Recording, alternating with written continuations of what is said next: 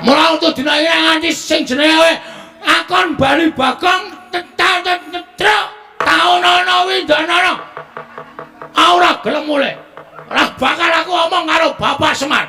Nek para Pandhawa kepai ora nggawa pustaka Jamus Kelima Sadang, ora bakal bali.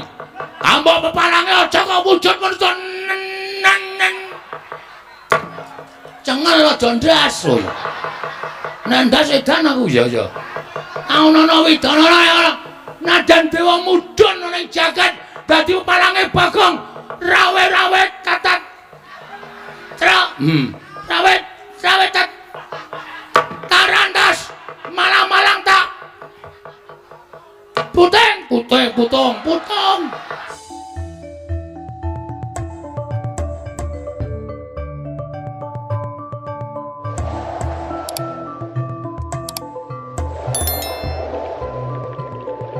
Dereng ngantos paripurna anggen kula nampi sabda pangandika paduka. Menika kadidene wonten sowanipun Panakawan Petruk ingkang abyantura ngersa paduka tuwin ingkang rayi Koko Prabu. Kula ugi kaget Yayi. Dene Petruk sowan mongko tanpa tinimbalan. Petruk menika Panakawan Ngamarta. Petruk menika Panakawanipun para Pandhawa. Mila awon selpak leres tumrap katimbalana menapa wigatosipun sowanipun Petruk wonten Praja Ngamarta. Koko Prabu lenggah ingkang langkung prayogi. Kula diandangu dhateng sowanipun Panakawan Petruk. Petruk kantong bolong padha raja sapraptanira. Panakawan Petruk kantong bolong. Nunamit pasang Kalimantabe tinebena ing ladune dumawahing tawang tuwang sinuwun. Linepatna ing tulak manu. Menawi wonten lepatipun ingkang abdipun Petruk diagung pangaksami jar kula menika namung Panakawan, kula menika namung batur. Menawi wonten lepat anggen kula sowan kiranging tata krami kiranging unggah-ungguh nyuwun pangapunten kula ngaturaken sembah bekti kula kunjuk.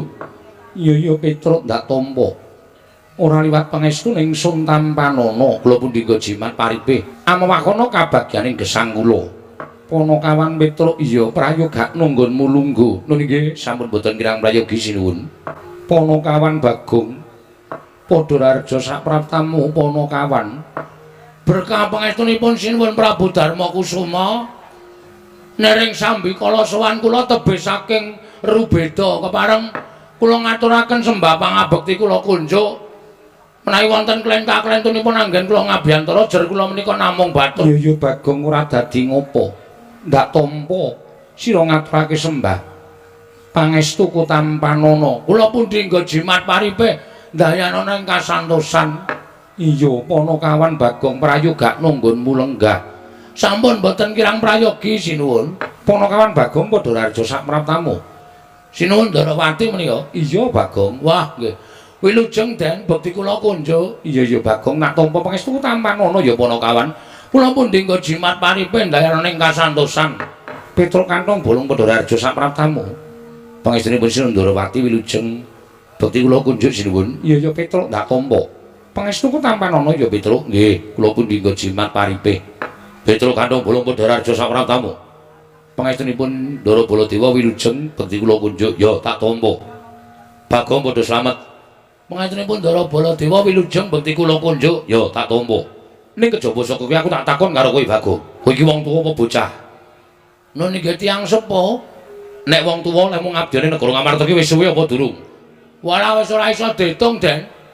Lek kula ngabdi niku wiwit Ndara Pandhawa isih cilik ngantos Ndara Pandhawa saiki pun dewasa kula ngabdi Ndara Pandhawa. Mestine kowe ngerti tata krama. Ah mestine ngertos. Kena ngapa kowe sowan ratu ora laku dodok. Malah Yai Prabu Darma Kusuma mbok jak salaman ki ambek ratu iki kancamu apa piye? Terus niki pripun? Nek pun kebacut kula jak salaman pripun? Kudune kowe ngerti tata krama. Dinggo patuladan para kawula liyane mbok menawa sowan marang Nalindra. Sowan Nalindra ki eneng tata kramane, eneng unggah-ungguhe, laku dodok nyembah. Arep dikaya ngapa? Kuwi Nalindra ingkang mangreh para kawula sanegara Ngamarta. Oh nggih, nyuwun ngapunten nek wonten lepate. Sesune ora dibaleni. Mboten. Mau rasah meluwe malah aman kok. Saiki melu dukane Ndara Baladewa. Kosik, aja ngono. Sinuwun mandura ki duka terus aku muni nyuwun pangapunten ki maksudku wis ben gek lerem. Ning nek aku kon mangsuli dadi geger iki engko. Dadi geger mergane. Lho, dasarku ana. Sinuwun Darma Kusuma tak jak salaman ki ora gerah penggalihe, ora lara atine. Nuwun sewu sinuwun. Apa Bagong? Kula nyuwun ngapunten wau kula ming salaman. Ora dadi ngopo. Do krungu ora we? Ha, wis kowe sing marai. Iya ning aku wis. Wis aku ora takon meneh. Dek iki ya daya, aku ya daya, padha-padha entuk wedang segelas. Ngono lho. Tur panjenengane iki Nalendra Liyan Praja. Iki bosku, iki juraganku. Saben dina tak saben dina tak tutke. Wong dhek tak ajak salamane ora masalah kok wong kono-kono geger. Kuwi lho sing tak ora tepati tak senengi. Dheweke ora ngerti piye to kedekatanku selama ini karo Sunan Prabu Darma Kusuma. Nggih Den nggih. Iya Bagong. Sapa sing meteki sukune nek kesel? Oh. Asu aku. Panjenengan menika ya senengane gawe perkara. Wong nyembah ya ora apa-apa, ora ya ora apa-apa kok panjenengan menika geger. Lho, sirku ki ming jejege marang pernatan hukum negara Ngamarta aja nganti kawula liyane padha melu-melu. Nek kawula liyane do nyembah mboten napa-napa, kula niku mergo saking cedhake kok. Dadi ora masalah.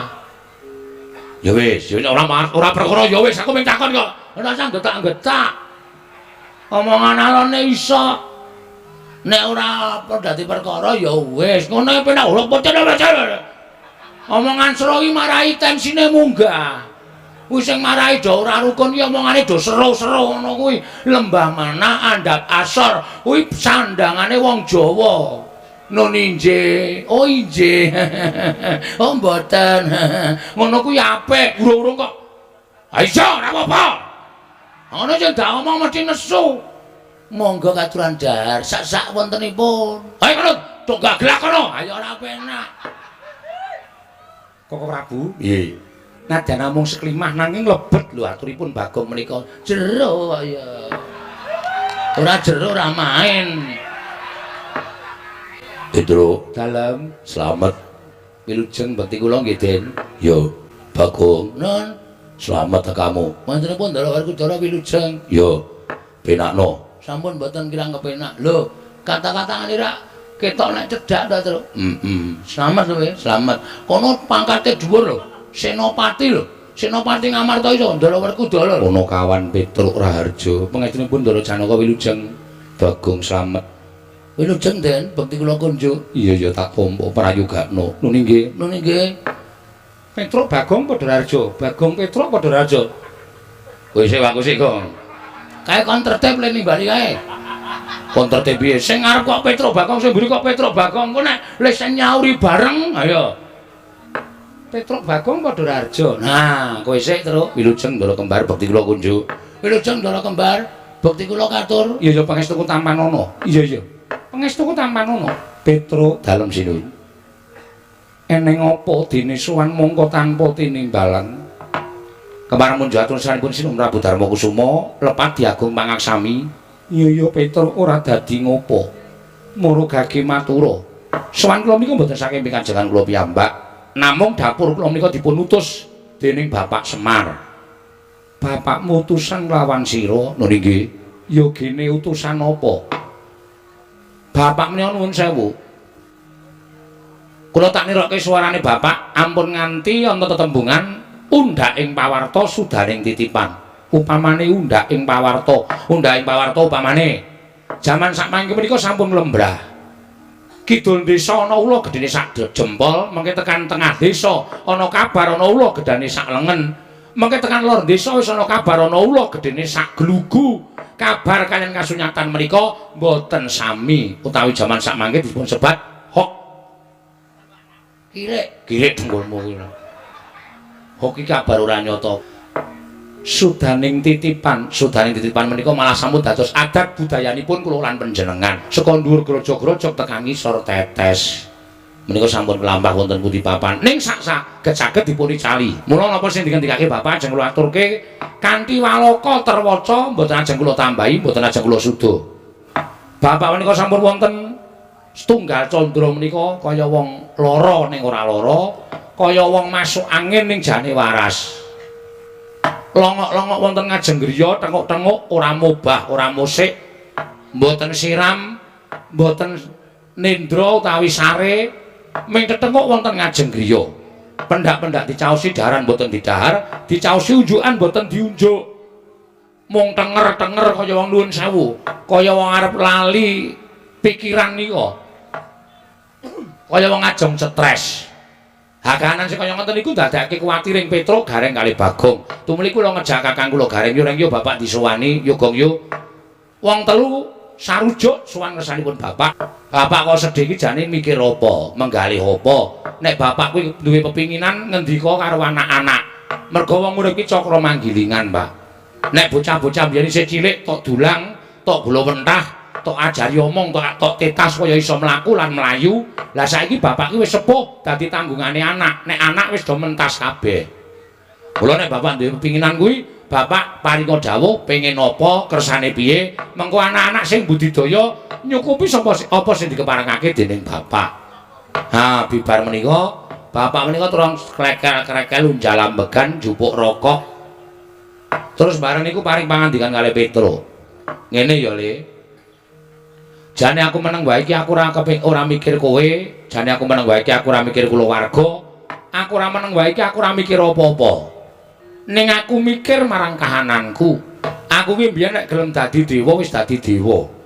Ning gandeng aku ki gandrung marang karukunan, gandrung marang katentreman, gandrung marang kamanunggalan, mula aku trima dadi pamong. Momong para satri ngatetken ati suci pepayung budi rahayu.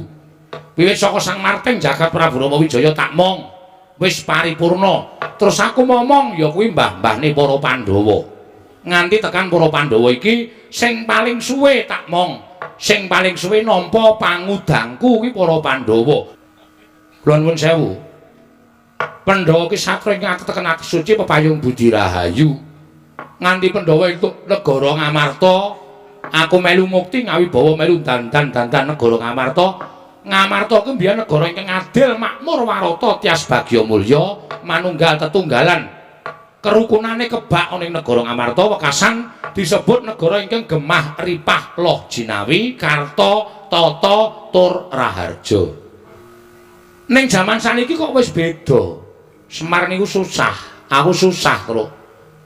Nek ndi wis ora ana kerukunan, nek ndi wis ora ana katentreman, nek ndi wis ora ana kamanunggalan, kabeh mung bujung marang karep pribadine. Mongko mentala ngidak-idak sanak sedulur, ngidak-idak tangga teparo, ngidak-idak kanca rowange perkara bab ingkang sepele.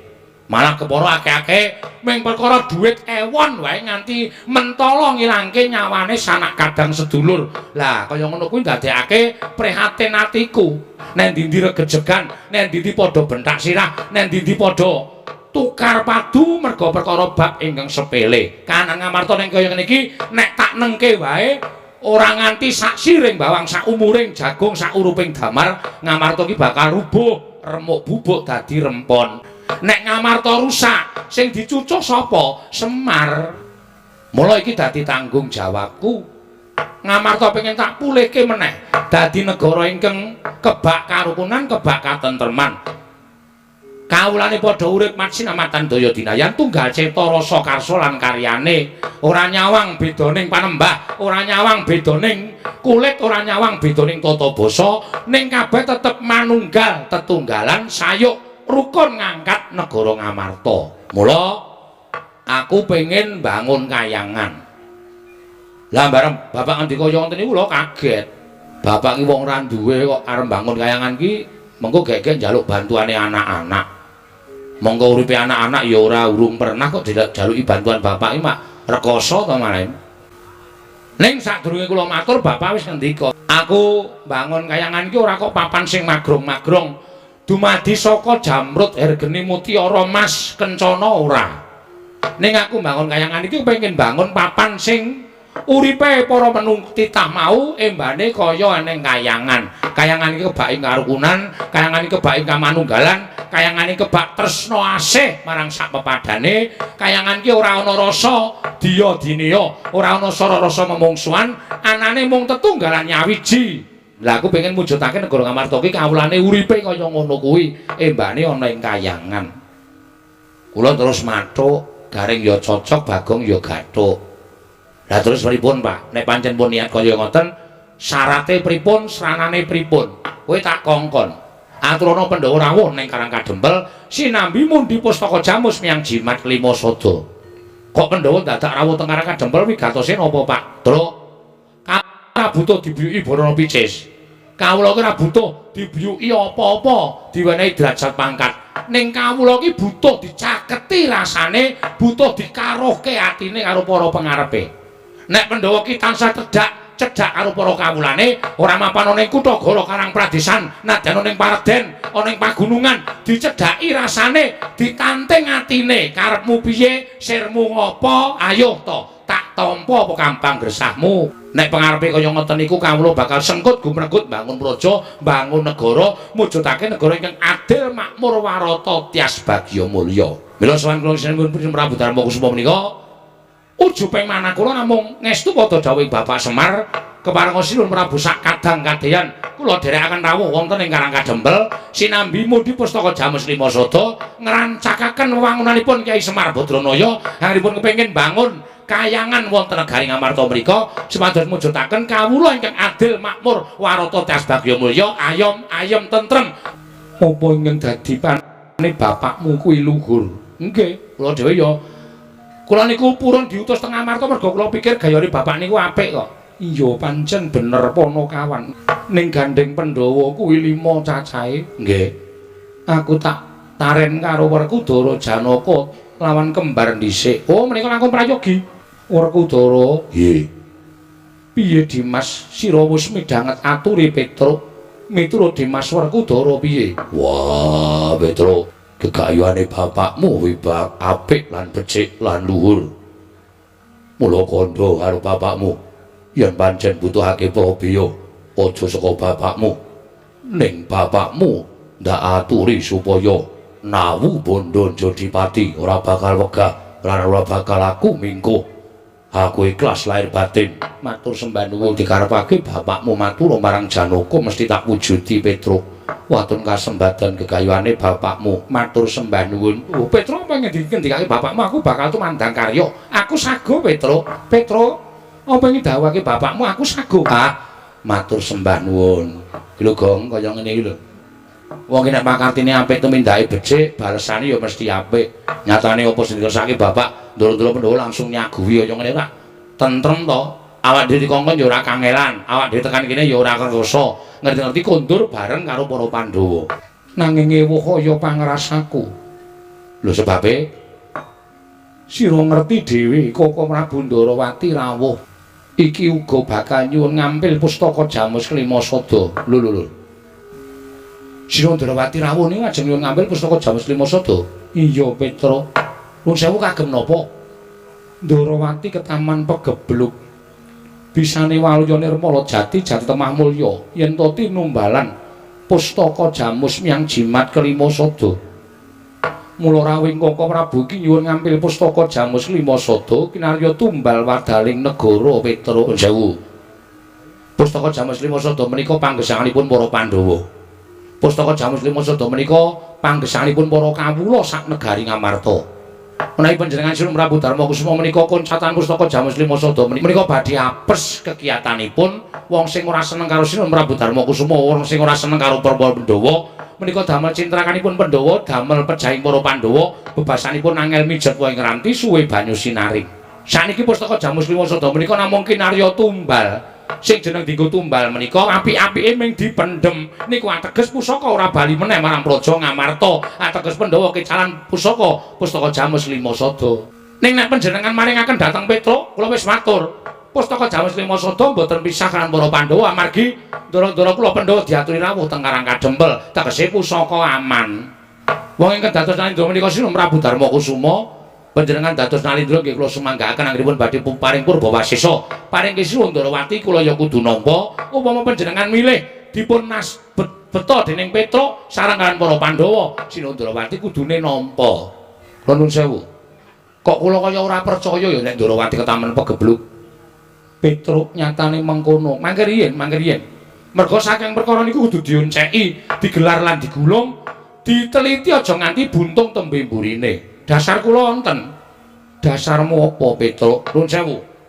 Ngendikane para pinter, ngendikane para sepuh, ngendikane para ulah agama sing jeneng pegebluk tumama wonten sadengah papan menika ateges menika Gusti ingkang peparing. Mergi papan menika sampun boten saged dipun dandosi ya papane ya menungsane ora gelem manembah, menungsane ora gelem tumindak apik, menungsane tansah tumindak ala, menungsane tansah tumindak angkara. Merga menika mujudaken hukumane sing gawe urip tumrap papan menika. Lah saniki nuwun sewu. Sing marahi kula ora percaya, sing marahi kula tida-tida. Negara liyane ora ketaman pegebluk kok negara Ndrawati ketaman pegebluk. Pegebluk ora bakal pilih papan leras. Nek sing dadi ratu niku ratu lumrah. Ning nuwun sewu sing dadi ratu menika Nalendra sing ketitisan dewa. Mongko dirising Sang Hyang Bathara Wisnu. Wisnu niku sapa? Wisnu niku anake Bathara Guru. Negara sing ketunggon Bathara Wisnu ketaman pegebluk niku kula nuwun sewu. Niku ora aneh to. Merga upama ketaman pegebluk niku ya saora-orane negara Ngastina. Ngastina niku ratune jahat, nayakane jahat, punggawane padha elek. Kawulane ya pakartine sak isoring dramaan. Niku nek ketaman pegebluk niki wong sing krungu memper. Ning upama Ndrawati niku kondang ketaman pegebluk nika sing do teng angkringan nika do mempertanyakan. Lho kok iso? Padahal sing dadi ratu niku titijing Sang Hyang Bathara Wisnu lho. Kok iso? Mesti kata-kata kok iso niku mesti tukul teng mudi-mudi papan. Mula kula nuwun sewu. Perkawis menika kedadipun petang kanthi nglangkung prayogi, mangke ndak boten sae kedadosanipun. Kula nuwun sewu. Titising dewa dadi ratu ketaman pegebluk angka kalih. Nuwun sewu lho, sinuwun. Sakmenika kedung jero iso dijajaki ning atine menungsa sapa sing ngerti. Lha nuwun sewu lho. Ketoke runtang-runtung saben dina ning mentala nyilakake, ketoke gulang-gulung saben dina ning mentala nyuduk saka mburi. Mula kudu prayitna sing ati-ati. Arep Sira Ndrawati menika pendak dinten kumpul kan para Pandhawa ning kula nyuwun pangapunten sing jeneng menungsa menika kedunungan ina lali salah apes lan mati. Saapik-apike menungsa ana eleke, saelek-eleke menungsa eneng apike. Mula nek jroning sampeyan diapiki prayitna bab eleke sinuwun. Nggih, Petruk. Petruk Andombala. Wonten dawuh sinuwun. Kowe mau muni piye? Kowe mau muni piye? Ing atase kowe menungsa, ing atase kowe iki kawula, ing atase kowe iki batur. Lah kok drangap-drangap ucapan Sang Hyang Prabu Darmakusuma. Malah aku ngerti. Cetha nggonmu matur marang Sang Hyang Prabu Darmakusuma kowe ngiyas karo Ratu Ndrawati. Kowe ngiyas karo Hyang Prabu Ndrawati. Gong, ana sing nesu e. Ha piye wani ra kowe? Kowe kok mikir masalah derajat pangkat to? Derajat pangkat ki ameng sandangan to. Kowe karo Sinuwun Baladewa ki di mata Tuhan itu sama. Ora ana bedane ngono. Dadi nek kowe wani, dasarmu bener, ora masalah. Wani apa kowe? Mbok menapa? Mbok menawa dengkulmu, mbok menawa ora. Aku gak anggere kowe wani, aku wani, anggere ora wani, aku ora wani, aku melu-melu kok wong iki. Oh ya, nuwun sewu Sinuwun. Panjenengan kok duka-duka kali kula, mesine aku nesu karo kowe. Kowe ora ngerti tata krama, kowe ora ngerti unggah-ungguh, kowe ora ngilo karo derajatmu, kowe mengkere gedibal. Kowe suwane negara Ngamarta. Kowe butuh pustaka jamu jimat ki poso ora sangelek karo Hyang Prabu Ndrawati. Padha-padha butuhke sing duwe wenang Hyang Prabu Darmakusuma. Arep diparingke Sinuwun Prabu Ndrawati yo apik, diwenehke kowe yo apik. Lah nggih, niku adile teng riku niku. Terus kula tak takon, sampean kok muring-muring kuwi sampean muring-muring perkara apa? Muring-muring perkara apa, Bol? Lho. Bol sapa? Baladewa kowe. Hah? Wangsulan kowe. Wong muring-muring ki kena nesu ora masalah, ning ana masalahe. Ora waton ngegas. Kula tak takon sampean muring-muring perkara apa? Aku tak takon karo kowe. Hyang Prabu Ndrawati ki sapa? Lho. Hyang Prabu Sinuwun Prabu Ndrawati ya Sinuwun Prabu Kresna. Lah iya kuwi apa? Lho, titah wong. Kersane pripun? Goblok. Karo aku iki apaku? Lah iki Gong, kuwi sontekke wae kuwi ketoke arep edan kuwi to. Karo adine dhewe kok ndak tak takon wong liya. Wis nek ora eling ora kelakon to. Niki rayi panjenengan. Lah kene ngerti, lagi ngertos. Lah kok wani ngomong-ngomong ya Prabu Ndrawati. Lah kula ngomong-ngomong teng pundi? Kowe nguneke Prabu Ndrawati ki panjamane mungsuh. Omongan kaya ngeten iku ukarane teng pundi kula tak takon. Ora ana ukarane kula ngarani Sun Prabu Ndrawati menika panjalmaning mungsuh. Kowe matur. Iya nek iki Yai Prabu Ndrawati tenan. Nek panjalmaning musuh kedung jero iso dijajaki. Atrine menungso sapa sing ngerti? Kuwi tegese kowe ngunekke ento Yai Prabu Ndrawati ki panjalmaning mungsuh ning mbok ubeng-ubengke ukaramu. Ya apa ora? Aku tanggap. Aku ngerti. Nuwun sewu. Kula mboten niat kaya ngoten niku. Ning kula mengelekke Sinum Prabu Darmakusuma kudu eling, kudu awas. Sampun ngantos Sinum Prabu Darmakusuma menika nuwun sewu kejeglong dhateng kelampahan ingkang tumrap panjenenganipun menika mujudaken satunggiling pitulungan ning janjane malah ngrekasake awake dhewe. Lah tegese kaya ngono kuwi cubriya Yai Prabu Ndrawati. Perkara cubriya menika hak kula, wong menungsa niku diwenangake nyubriyani karo sapa-sapa kok. Hak kula. Kula cubriya karo sampeyan mboten napa-napa. Kula cubriya kali niki mboten napa-napa. Sampeyan cubriya kali kula ora apa-apa. Niku hak sampeyan. Aja dibondo kamardikan ati kula.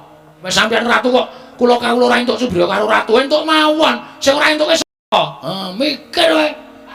Saiki ngene Petro. Pripun kula manut karo sampeyan. Kowe saiki tak jaluk bali. Lho, nuwun sewu, kula sowan menika mboten Sinuhun Prabu Baladewa sing kula sowani. Ning kula sowan Sinuhun Prabu Darmakusuma. Mila kula dawuh perintahing Sinuhun Prabu Darmakusuma kula badhe ngestakaken dawuh ning nuwun sewu bebasanipun sak keranjang koprak pangandika sampeyan mlebu kuping kiwa metu kuping tengen. Nuwun sewu panjenengan mboten duwe wewenang tumrapi negari Ngamarta. Edian. Wah, dalah. Malah wani karo Rata Mandura Pak Baladewa. Nuwun sewu kula mboten wani. Bali kowe kandha karo bapakmu. Bapakmu ki wong sekeng, bapakmu ki wong ora duwe. Bapakmu wong mlarat kon ngilo karo cengele. Arep bangun kayangan ki sing goragat cengele bapakmu ki apa piye? Gong, Bapak dunekke. Sing bapake sapa? Bapak Semar. Babe Semar. Waduh. Heeh. Dunekke piye? Dunekke bapakmu ki kon ngilo karo cengele, ngilo karo gicoke. Arep bangun kayangan ki bapakmu sing goragat cengele. Sing muni ngono ya, Prabu Baladewa. Prabu Baladewa. Heeh. Trio, minggir. Lho, kowe iki piye to? Hah? Kowe iki ngopo nglakon aku mundur? Ha ngapa? Aku kok tengok kene iki apa? Aku ya mundur. Aku mundur apa wedi.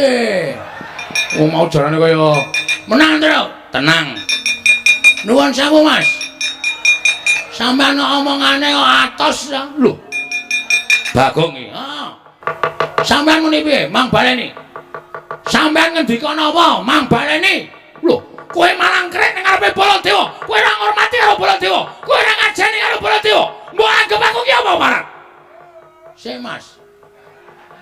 Ngene ya, wong Jawa ki ana tetembungan, nek kowe kepengin diajeni ngajenono. Nek kowe kepengin dibasani basanono, nek kowe kepengin ditata kramani, kowe tata krama. Ana tetembungan, nek ora gelem ditabok aja nabok. Sampeyan wis ora ngajeni kok. Dapurme kok tak ajeni. Bapak. Kowe mau muni piye? Kowe mau muni piye? Tru. Iki mau muni piye, Tru? Lho, ngene iki muni ngene iki. Muni piye ora cecakane ya. Petro. Kowe bali yo. Omong karo bapakmu. Kon ngilo karo gicoke, kon ngilo karo cengele. Bapakmu kok bangun kayangan ki. Bapakmu ki gablek apa? Sing nggo mbayar cengele karo piye? Dian. Enggak kuat aku, Tru. Nek enggak kuat nesu, Gong. Aku nek ora kuat semaput e. Padune arep mundur. Muni ngono kuwi. Edan tenan Baladewa. Aku tak takon karo kowe. Ora basa barang. Tuwa aku mbangane kowe. Aku wis dolan-dolan ngepit. Kowe iki urung lair, Boy. Ati aku ora basa karo kowe ora masalah. Sing tak basani apa? Derajatmu kuwi. Sing tak basani apa? Mekutamu kuwi percuma nek kowe ora ngajari karo kawula kaya ngene iki. Mau kae do keplok apa ya, Tru? Seneng karo omonganmu. Omong ngono kon ngijoli dhuwit wae. Oh iya. Ngijoli dhuwit wae. Sadar ora kowe? Hah? Walah, Baladewa. Barang saiki kowe nganggo mekutha, kowe nganggo bintang nang pundak, kowe nganggo derajat pangkat blas. Kowe ora ngajari wong-wong sing kaya aku ngene iki. Kowe ora kelingan. Uripmu nang Widara Kandhang, kowe dititipke karo Demang Sagopa karo bapakmu Prabu Basudewa. Mergo jaman Swarawar dipateni karo Kangsa. Ngerti kaya ngono, biyen tak keke Kangsa men modar. Aku sing nutup-nutupi nek prajurite Kangsa goleki sampean, aku sing nutup-nutupi nganti totoh nyawa. Ning tekan semene apa?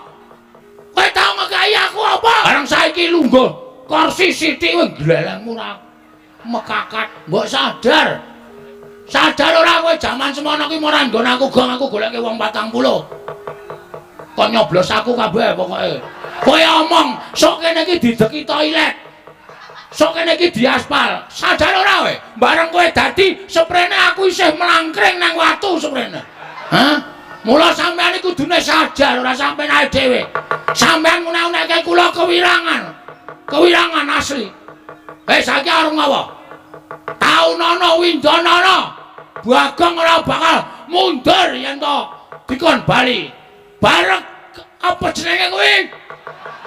Jar ora. Tru, nah aku rada kami sosoran gedhe cengele, Tru. Oh iya. Mula untuk dina iki nganti sing jenenge akon bali Bagong Tru. Taunana Windanana. Ora gelem mulih. Ora bakal aku omong karo Bapak Semar.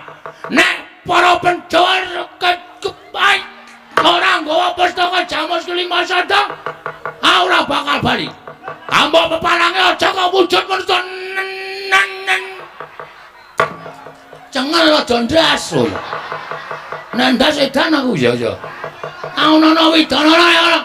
Nadan dewa mudhun ning jagat dadi pepalange Bagong. Rawe-rawe katat. Rawe tarandas malang-malang tak putung tetep bakal tak lakoni. Lho kowe nantang karo Baladewa apa kira-kira wani karo Baladewa? Oke perkara wani dan ora iki truk wani karo ora iki kowe. Nun sewu kula sing dadi wakile blas iki jajane iki rembukan apa iki? Iki rembukan kok genti-genten ki piye karepe? Lah karena mungsuhe wong loro kok Mas. Dadi aku tuh genti-genten. Ngene, pripun? Tak gawe sayembara napa? Sapa sing cilik gedhe iso ngulih kate jane Baladewa? Menang ya pustaka Jamus Kelima Sada. Nun. Sapa sing cilik gedhe iso ngulih kate jane Baladewa? Menang boyong pustaka Jamus Kelima Sada. Muni piye, Tru? Sapa sing cilik gedhe iso ngulih kate jane Baladewa? Menang boyong pustaka Jamus Kelima Sada. Tandingi, Tru. Semangkean. Aja di gawe sayembara, awak dhewe ya gawe sayembara. Sayembara mau boleh.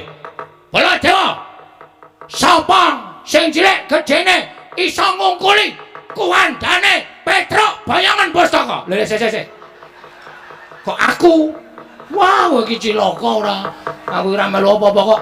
Ngoten sayembarane. Ya. Iso nglake aku bayangan pustaka Jamus Kelima Sada. Saniki. Ya, metu njaba, Mas. Sampeyan aja ngleleng, kula arep paming ponokan metu njaba. Truk. Aku metu njero ya. Oh ya sakaremu aku tak metu njaba. Metu njaba. Ayo, glanteng. Petruk wis metu karo Koko Prabu Mandura lah kok Bagong malah mbegogok nang kene. Kula tak takon, nek kula melu metu terus kula nyambut gawe apa wis? Ya genah to. Petruk mungsuh Prabu Baladewa. Terus kula ngopo? Nonton. Mresane isen no. Dikira kula ora melu-melu tanggung jawab. Terus ngarepmu piye? Ki kira-kira semene iki sapa sing kepengin gelut karo Bagong? Kok suaramu kaya ngono? Ning wis kok emosine wis tekan kepalane ora wedi sapa-sapa. Ngono. Ya tak tarenke dhisik. Silakan. Werkudara. Kae ora. Gede banget Pidak modar kula. Gegeden nggih. Arjuna. Ora mungkin Ndara Janaka gelem kali kula klengan kali kula niku bos juragan nggih, Den. Iya. Aku ra mentala. Prisa piyambak. Ndara Kembar ya ora bakal kersa gelut kali kula. Niki lho. Sinuwun Ndarawati, mestine Petruk kakang kula, Baladewa kakangne Kresna. Lho, kakang mungsuh kakang, adi mungsuh adi. Wah, geger rame. Wani tenan. Wani cah kendel. Koko Prabu wonten dawuh dipun tantang Bagong. Bagong madhep rene. Wah, sampean dereng nyoba kok medhep nek madhep ukuran ngenten iki. Kowe nantang aku apa piye? Nek sampean selo, lho. Wong perang kok selo karo ora iki piye? Ambangane ora ana kegiatan. Nek pancen wani tenan ming ngurene. Oke. Wis nek ra tegeli ngene wis ben sisar geger. Petruk ya mudhar saka tangane Sinun Prabu Baladewa, aku mati saka tanganing Prabu Kresna.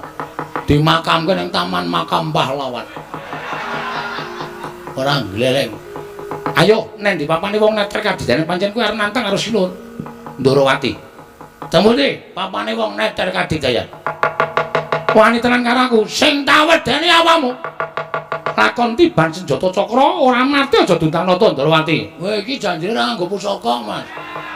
Ora nganggo pusaka kula emoh, kula wegah. Menang sampeyan. Lah aku senenge nek gelut nganggo pusaka kok. Wah, surat. Jireng getih wedi mati. Wis rasa gelut. Lho. Urung sida kok wis dibatalke meneh. Aku wonge gampang batalan kok aku. Nggih kira-kira sawang saka adono. Oh, mama ora sida. Iya. Lah terus karepe piye, Bagong?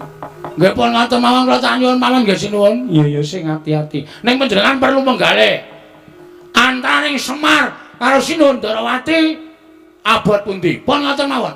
Mang pikir, mang penggalih lelabuhane bapak, mang penggalih napa sing mbok ditindakake bapak.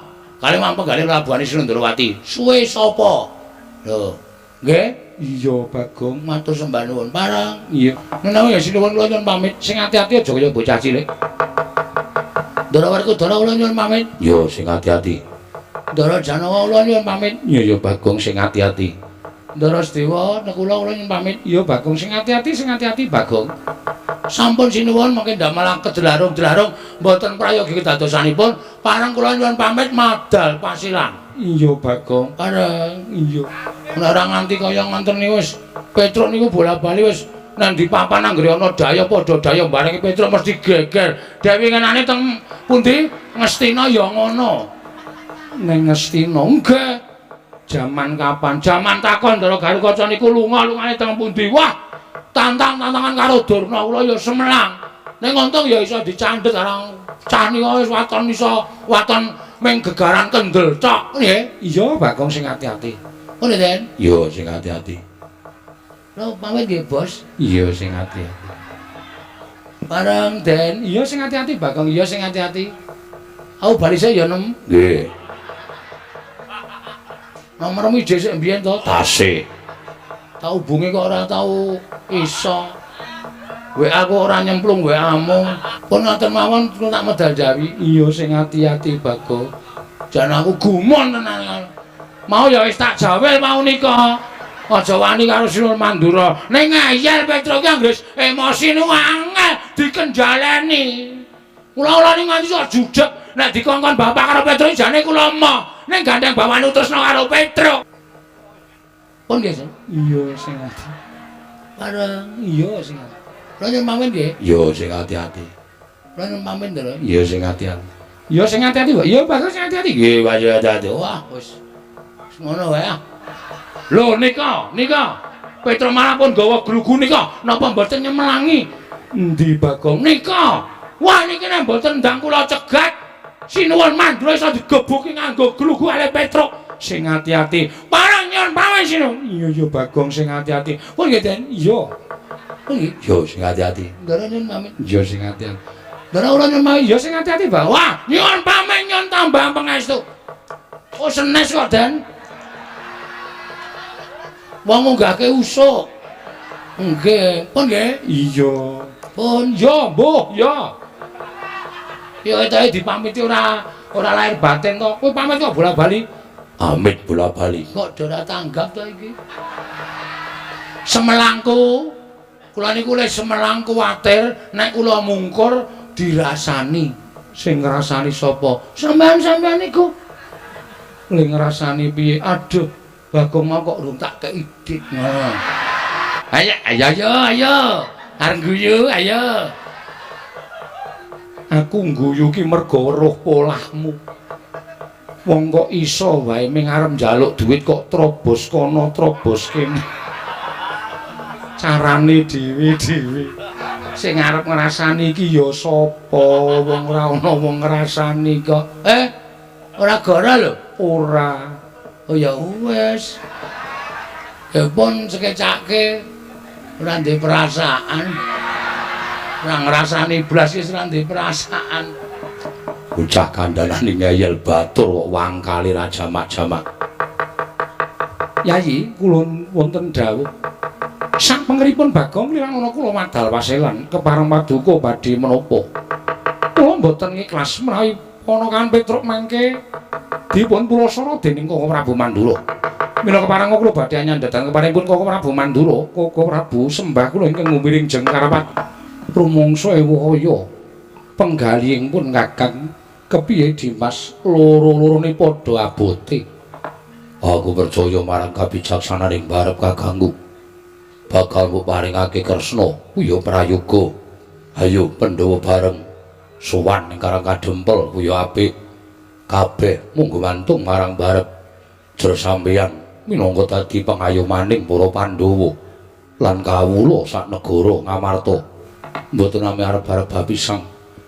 Namung menapa dipun ngendikaken Kakang Mas menika kepara saestu. Werkudara, nggih. Nanging saora-orane bola-bali Dimas wis bisa paring pepadhang tumrap penggalihipun Kakang. Gandeng iki wanci bedhug. Munggah papan panembah nyembah marang sing gawe urip ana ing wanci bedhug. Sawise kuwi aja medhun saka sanggar pelanggatan nanging ngagungna asmaning Gusti, nyebuta asmane sing gawe kuwasa sarta sing gawe jagat marambah makaping-kaping. Aku percaya Gusti bakal paring kepadhang marang barep Kakangku. Dimas kadangipun Kakang ora nyono babar pisan. Kuwi ingkang wigati lan tumapun Kakang ingkang paling becik. Ing mengkono bubarna kang padha sibo jenengipun Kakang kundur ngedaton. Yo ngestake dawuh. Kaya wis ora ana dawuh maneh Dimas Harya Werkudara.